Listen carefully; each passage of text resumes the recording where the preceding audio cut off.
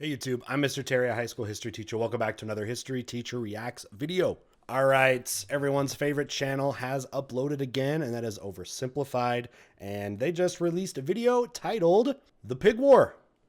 Because who doesn't want another story about the United States and the United Kingdom bickering over things? All right, I know you guys have been waiting for this for a while. Thank you for bearing with me here. Now, this video is a little bit longer. It looks like it's just about 39 minutes, so we're going to do 2 parts on this. So definitely look out for part 2 after having watched this. All right, make sure you're supporting Oversimplified. I know you all are. Buy their merch, view, like, subscribe. Original video link is down below. And if you like what I'm doing here, I'd love to have you as a sub as well. Hit that like button and come join for more awesome history reactions and more history fun here on YouTube. All right, and with that, let's get started. This video was made possible by NordVPN. Click the link below to stay safe online. Protect yourself and get online. a huge discount off a 2-year plan with a 30-day money-back guarantee. Trouble sleeping? Need someone to snuggle? Then why not snuggle? Facts. Me! The limited edition Oversimplified plushie Aww. is available for pre-order for a few days only. Get it quick along with some beautiful new character pins. Yeah, I love those. TJ. Look at us, boys. We've only gone and bloody done it. We beat the Brits and secured independence. Now to expand westward and conquer the rest of the continent. Thomas? It looks like a bunch of different people already live out west. What? Yeah. Oh no. That means we can't expand. True. I hate my life. Whoa, whoa, whoa. I didn't say they were white people.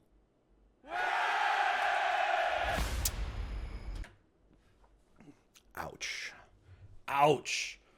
Very true, though. We're about to get into some manifest destiny here. Thomas Jefferson, the westward expansion president, right, made a huge deal, doubles the size of the United States by acquiring Louisiana from the French under Napoleon. Let's just keep going. Pig War, let's do it. At the end of the Revolutionary War, when the United States secured its independence from Great Britain, the two sides met in Paris to settle the terms. Among various things, Treaty of they Paris. discussed American territorial Thanks, claims, Franklin. and the British granted them a generous amount of land out west. However, Benjamin Franklin appeared to have an additional To the Mississippi, by the way. So it's going to be out to the Mississippi. West of that is French territory. nation. Oh, Canada. So voluptuous. You think we can maybe acquire some of that? Quit ogling our territory. But look at those curves. I'd worry less about Canada's curves and more about your own curves, Benjamin. Many in America He also loved the women. He likes those curves, too. suggested that one day the Canadian colonies should become a part of the United States. In response, Britain suggested That's that not many in gonna work. America should shut the hell up. Also, that's where the loyalists went. A lot of loyalists in the Revolutionary War, people that were still loyal to the British, went up to Canada where sentiments were a lot stronger towards Britain than, say, the newly created United States. Well, if Britain wasn't going to give up Canada, then the two sides had to agree no. on where to put their border. Easy enough for the most part. Follow some existing borders, add in a few rivers and lakes, maybe even a parallel for good measure. What a But mess. then there was a question. What would happen here? Minnesota? Straight line, straight line. And so it was. The Yep. border would go from the northwesternmost point of this perfectly oval-shaped lake and continue in a straight line westward until it met the Mississippi River. Perfect. Or was it? Well, as it turned out, the lake didn't actually look like this, but like this. And the Mississippi wasn't here, but here. So in the end, none of that made even the slightest bit of sense. Don't blame the You ever thought about how hard it is to really get cartography and get borders down? Things shift. And one of the problems with river borders sometimes is that rivers can shift sometimes. And that can happen, and that can change borders. But yeah, you'd think this kind of stuff would happen more than it does, especially in older times when cartographic knowledge was a lot weaker than it is now. founding fathers. They were just using the best map available. Blame the guy who made it. But to the minds of the day, the issue had been solved, and it was finally time to start getting along. Oh, back to war they go. The Glorious War of 1812 saw the Americans try to invade Canada, and the British burn down the White House. Yep. But when all was said and done, it was pretty much a draw. And once again, America and Britain had to enter into peace negotiations. Don't tell that to Canada. Canadian commenters are typing right now. This is a pride of their country, right? By now, both sides realized the original border they came up with was a piece of hot garbage. Yeah, it And since sucked. America had also recently obtained a huge amount of land from Napoleon, they decided they would need to re-examine the border issue. Straight line. Straight line, straight line. And Yep. so it was. To Why fix not? the problems of the previous border agreement, they decided to go from the northwesternmost point of this lake, as had been previously agreed, down to the 49th parallel, and from there the line would go straight as an arrow up until the Rocky Mountains. But beyond the Rockies, the two sides couldn't quite agree on where it would go Oregon next, territory. because both sides claimed the territory beyond the Rockies was theirs. See, throughout its early history, America as a nation had its eyes heavily fixated on all that juicy land out west, ripe for invasion.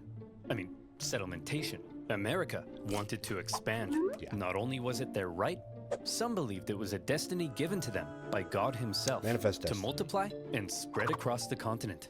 And specifically to spread America, or to civilization, as they call it. They would think of these lands as uncivilized by the locals that live there. But yeah, it was like a God-given right to basically the United States exist from coast to coast, Atlantic to the Pacific. And this era in the first half of the 1800s is kind of that manifest destiny era. So you get buying of land, you're going to get the whole conflict that they're about to get down here with the Oregon country. And then the U.S.-Mexico War, right? And in the Mexican-American War, too, that's going to take a ton of Terry and basically complete this manifest destiny journey over multiple presidents, by the way.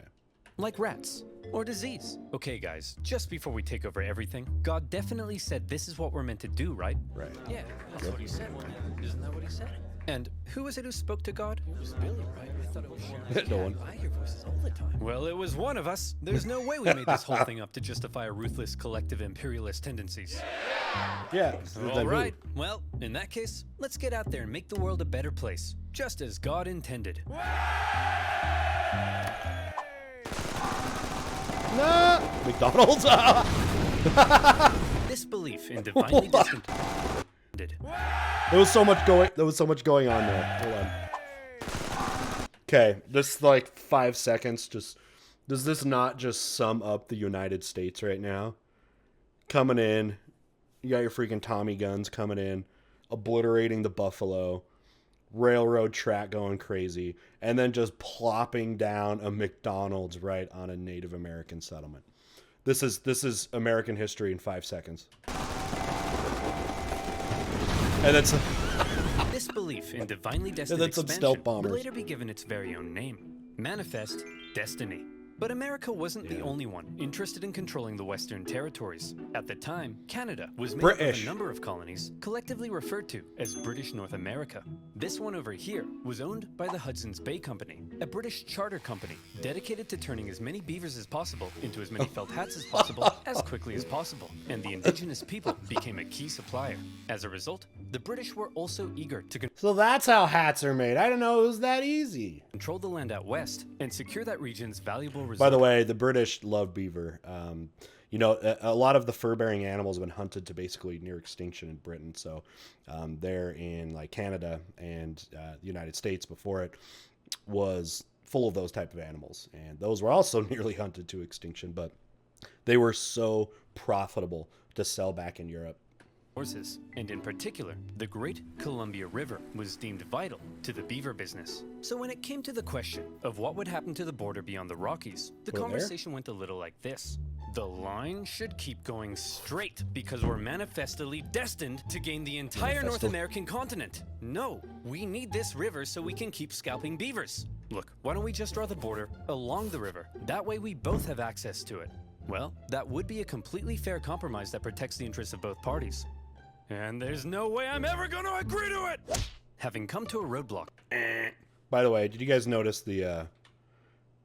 one thing in Oversimplified you have to do is look in the background because it goes on and on. They have more and more Easter eggs and stuff. So I noticed the little NES controller down there. Thank you very much. I love the NES. Watch me play that on my gaming channel. I love this. I would love to have this this poster, if you could see my mouse, above their little map there. Be a legend. No bad latitude. That's a great cartography joke. And then, okay, then we got a whole bunch of the other stuff from the previous, like at the Civil War. the tomato, what was his name? Tomato hat, spaghetti head guy that was up for election. You got some John Lennon. Great. Both have access to it. Well, that would be a completely fair compromise that protects the interests of both parties. And there's no way I'm ever going to agree to it! Having come to a roadblock, both sides simply agreed that for now, they would jointly occupy the Northwestern Territory. They were both free to settle and trade there. But rest assured, the agreement was only temporary. Exactly. Eventually somebody would get their way. Just to put a pause. Listen, Yank, we can jointly occupy this land, but I ain't sharing anything else. I don't want to see you using my toothbrush. I don't want to catch you wearing my underwear. And I don't want to catch you using my computer and selling my data to advertisers. Well, NordVPN. then you, my friend, should use NordVPN. What the fuck? Do you like giving strangers your passwords to your most important online accounts? Me neither. And Get that's it. what makes all your easy to use video. No annoying pop in your country. NordVPN plus an additional month. Now where were we? Oh yeah. Bickering over boundaries, manifesting destiny, and a joint occupation of Oregon. And one man living here who felt the territory should be British was James Douglas, the Hudson's Bay Company's no-nonsense chief factor at Fort Vancouver. Ah, what a beautiful, unspoiled corner of the British Empire. I've got my spotted dick, my Spice Girls fan club membership, and an unrelenting negative outlook on life that affects everyone around me. Oh, What are gosh. you looking at, Stephen? Yes, truly British. What the? America. Heck yeah. The problem for men like Douglas was that many Americans had already begun streaming up the Oregon Trail. Yes. Gunslinging, howdy neighborin', and diarrhea having Wait. by the thousands. Howdy Oregon neighboring? The problem for men like Douglas was that What? many Americans had already begun streaming up the Oregon Trail. Gunslinging, howdy neighborin', and diarrhea having by the thousands. They were Died of pouring into the dysentery. Oregon Territory in search of land to settle and farm. Right. This, however, crowded out the fur trade, and eventually, Aw, a beavers. very bitter Douglas and the other The Hudson's beavers. Bay traders at Fort Vancouver were ordered to relocate north to a new base of operations. But the Americans keep coming and they don't stop coming. Hopped in their wagons and they hit the ground running. Didn't make Doesn't make sense to keep sense. sharing Oregon when they outnumbered the Brits Keep more doing than it. 6 to Keep doing 1. the song. And suddenly, the whole joint occupation deal was being called into question. Newly elected President Polk maintained that America had an obvious claim to the entire region, even implying a possible war with Britain.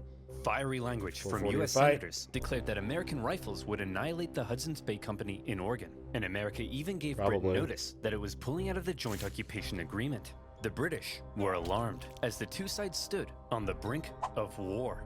But in the end, neither truly wanted to fight. The British favored maintaining good economic relations, while the Americans had already gotten themselves into a war with Mexico. So after a bit of back and forth, the British finally said, "Fine, you wanted a straight line? There's your straight line." I mean, it makes sense, right? It's about halfway through this disputed territory, so let's just keep it going straight, right? And so, the agreement was made. The border would continue directly to the Strait of Georgia. But because the British insisted they keep Vancouver Island, it would then move south through the center of the channel and on to the Pacific Ocean. Finally, the issue of Yeah, the that was always Northwest- kind of interesting. Yeah, they didn't want to split up the island. I guess that would be kind of difficult to do that. That little point up in Minnesota right there, if you can see my marker, the little tiny point, that's kind of weird too, because there's a lake and there's a tiny little corridor or whatever they call that there of land, and it kind of makes it weird because it's like you have this little chunk of the United States that you have to go through Canada to get to because it's there's a lake in the way. So I guess it makes it simpler. West border had been solved. Hold the phone. Discrepancy detected. Enhance frame, 200%. Enhance. There's those other little islands, yeah. Enhance. That was disputed. Nope. Too far. Perfect. Now, show me the exact wording of the treaty. The line of boundary goes to the middle of the channel, and thence southerly through the middle of said channel? But there's loads of channels. So, you tell me, dear viewer, which channel is the treaty referring to? And therefore, who owns these islands? Is the wording of the treaty maybe a little too vague? Well, that's exactly the problem Often is. encountered by the people living in the area. The British insisted that the channel intended by the treaty was the Rosario Strait, and therefore the islands were British. The Americans, on the other hand, argued that the intended channel was the Harrow Strait, and therefore, the islands were American. At times, the debate became rather heated. Doesn't Even matter. the individuals who negotiated and signed the treaty at times didn't seem entirely sure which channel the treaty meant, and representatives from the Hudson's Bay Company begged them to make it clearer. But thousands of miles away, the people in power simply had more to worry about than some tiny islands in the middle Sure, of nowhere. who cares? Order! Order! All right, listen up. We got a lot to get through. The 7th Earl of Chissingham says he encountered a foul beast in the fields of Upper Fardingdom late last night and put this sketch together. Fartingham. That's a poor person, Darren. Ugh, next, Lord Piddlingham says he has a new mole on his backside? How is that parliamentary business, George? Oh, some islands in the Pacific Northwest are in dispute and could lead to a war with America? Boring. Fine, let's take a look at that mole, George. And so, for now, the islands were simply held in dispute. They're all Were cheering. they British or were they American? I'm sure this conflict won't cause anyone. See, I like the you're seeing those videos, like in Parliament or something, and it happens in other countries too, where they have like fights actually on the floor of their Congress. You know, the United States, they bicker back and forth, you know, in the Senate and House of Representatives stuff. But like, let's get back. We need some fights, some fist fights, don't we? No, not really, but it'd be entertaining. To die. And one man who thought the islands were undeniably British was James Douglas, now the governor of Vancouver Island. He had already once had American settlers encroach on his territory and force him to move. And by golly, he wasn't going to let it happen again. As far as he was concerned, those islands were not only British, but prime agricultural land. And given the chance, Yes. those glubby Yanks wouldn't hesitate to start pitching flags with their glubby little hands. And so, he came up with a plan. If the British settled the islands first, then that would surely secure them for Britain. And so in Finders 1853, keepers. Douglas sent an Irishman by the name of Charles Griffin, along with some Hawaiian shepherds, to go set up a sheep farm on San Juan Island. Okay. And set up a sheep farm they did. The place was rammed with sheep, 1,369 to be exact. Okay. But within those flocks of woolly cowards could also be found a number of beautiful, prized Berkshire pigs. Yeah. Oh, Oink. Porky, you look stunning. You're the greatest thing that's ever happened to me. Are they really Would you gray like that? perhaps like to go to the island ball together tonight? Oink once for no. Roll around in that cow crap if yes. Yes! I'm covered in poo and I'm the luckiest man alive! But life on the island for Charles Griffin wasn't to be a perfect paradise of pig pageants. Because unfortunately for him, the Americans also believed the island was theirs. One day, Finders in keepers. 1854, an American customs collector was sailing around the islands on the outlook for bands of native tribesmen when he spotted something. Aha!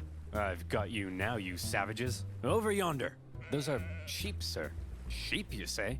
What are they doing here? Let's go and negotiate with them. Negotiate with sheep? Are you crazy? I'm perfectly stable, you rat bag. Call me crazy again and I'll eat your eyes! Hello, good sir. We request to speak with your leader. Out of my way. Allow me to parley with this foul beast.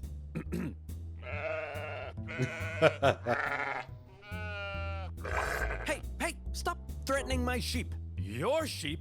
You mean to tell me that you, a British subject, have illegally imported these sheep into American territory? I'll have you know that you, an American, are currently trespassing on British territory. The Americans felt that they were entitled to collect taxes on the British property, you know, because the island was American, and they threatened seizure if dues weren't paid. The British, meanwhile, threatened to arrest the Americans, you know, because the island was British, and the two sides were in a standoff. To give Charles Griffin the legal power to deal with the American trespassers, Douglas said, "Hey, put on this wig." Boom. You're a magistrate now. Nailed And it. in turn, Griffin went to one of his Hawaiian shepherds and said, "Hey, I'm making you a constable. Put on this badge." The British then went off to arrest the U.S. Customs Inspector. But, being an American, he emerged from his tent with 4 pistols and a giant knife. So the Brits had He's to gone back full down. Rambo. Eventually, raids by northern tribes chased the U.S. officer from the island. But the Americans weren't done yet. Officials from nearby Whatcom County in Washington Territory believed the island fell under their jurisdiction, and they decided it was time to make the British pay up once and for all. I mean, doesn't it seem like through all this, I mean, the British were there. It was originally joint territory, so they were there, and it's just those few islands. It kind of seems like the British have a stronger claim to it. I mean, possession is what, 9/10 of the law or something like that. But, I get it. It's America. We'll want more. They sent one Sheriff Barnes to go confront Charles Griffin. Hey, you owe us $80.33 for all this farm stuff you got here. Go suck an egg. Oh, I see. We all see what he that's typed, how right? it is, huh? That's how it's gonna be, On the is it? calculator. That's the way in which things are, eh? That be how it will, is it? Will it be how that is, huh? That be the way in which things be the way they are, is that? Get off my property! So the sheriff and other Whatcom County officials felt they were now well within their rights to seize and auction off Griffin's sheep in order to recoup lost taxes. And who would they auction these prized breeding rams off to? But themselves. Yep. Then, in a pretty chaotic scene, they worked to tie the rams to their boats. And when Charles Griffin came running to rescue his kidnapped sheep, being Americans, they pulled out guns on him, and he had to back down. He answered everything. Charles Griffin lost 34 breeding rams, and he was furious. The British complained to the American government, who were shocked to hear what had been going on at their northwest border. And both governments told their officials in the area to back off. We're not trying to start a major war over some dumb sheep and a stupid island. But also, the islands are definitely ours. Under no circumstances let the other side have them. For now, both governments agreed to set up yet another boundary commission to decide which channel was the correct border. But it often devolved into petty bickering. The British did make one interesting suggestion, though. We could draw the border through this middle channel and split the islands between us. Well, that would be a completely fair compromise that protects the interests of both parties. But And there's no way I'm ever gonna agree to it! And in the aftermath of the sheep raid, James Douglas, still stationed at Fort Victoria, became even more cautious of American encroachment into his territory. Mr. Douglas, sir, it appears an Indian has discovered gold in the Fraser Canyon, just north of here. Shut up! Keep your voice down, boy. We can't risk those glubby Americans hearing about this, or our territory here will be infested with them. Oh no! America, democracy has arrived.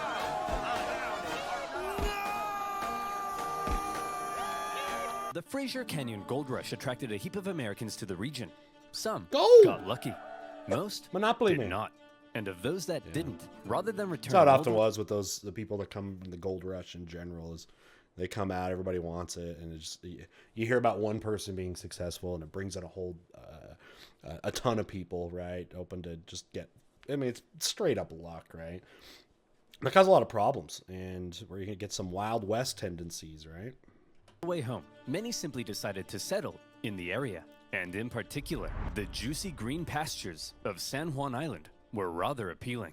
Believing the island was American territory, around a dozen American settlers moved there in the late 1850s. One of them was a man named Lyman Cutler, a young man in his mid-20s, and lazy as pie. He didn't want to have to clear a space in the forest to build his home, so he said, I'll just build my cabin right in the middle of this British sheep run. I'm sure that won't make anyone mad. When he planted potato seeds in his garden, rather than building a nice protective fence around them, he said, I'll just fence in 3 sides and hope all these British farm animals have a moral compass and respect my property rights. Griffin's pig was a Berkshire, well known for rooting, and Lyman's fairly pathetic fence made for a bad combination. Numerous times he had had to chase the pig away from his property, and he once angrily marched up to Griffin's home, saying, Hey, British farm idiot, keep your stupid pig out of my potatoes. It is up to you build your fence. to keep your potatoes out of my pig. Okay. Griffin was You furious really with said his that? new American neighbors. They built their homes all over his sheep. I mean, it's so ridiculous of a thing to say that, like, it's fine to say that. You just build the rest of your fence. Plus, you're just squatting on the land. Pastures. And besides, what right did they have to be here anyway? It was British territory. Lyman, on the other hand, swore the local government had assured him his land claims were legitimate. And so to him, the British were out of line. Look at that sick freak. In love with his pig. Yep. Isn't that just sick? Yeah, what a freak. Not like our love, Spuddy. Ours Potato. is all natural. Yep, just a man and his potato. Nothing wrong with that. But the tension between Lyman and Griffin was just about to explode. Spuddy. What the? Spuddy? All right. right, you damn dirty No. pig. That's the No. final straw.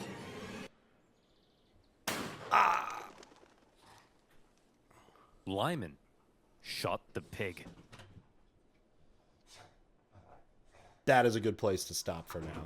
All right, so yeah, that was a good place, I think, to stop off. Looks like we've set up the pig war that's about to happen over this disputed territory here in the Northwest.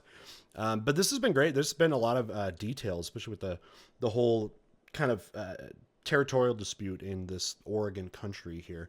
Kind of the last of the territorial disputes really left between what's going to be Canada and the United States. So these little details are great. But yeah, I learned a lot about how, like establishing borders and things is such a difficult thing in history.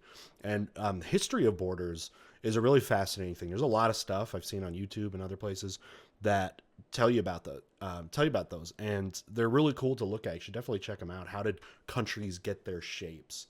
And there's a lot of conflict and odd stories like this that come around quite a bit. All right, I'm hoping that if you stayed this long, that you liked what was going on. Give the video a like and definitely sub, and then enable notifications so you can see when part 2 comes out. So definitely be looking out for part 2, and we'll watch the rest of this, and I'll tell you what I think. And with that, we'll see you next time. Bye.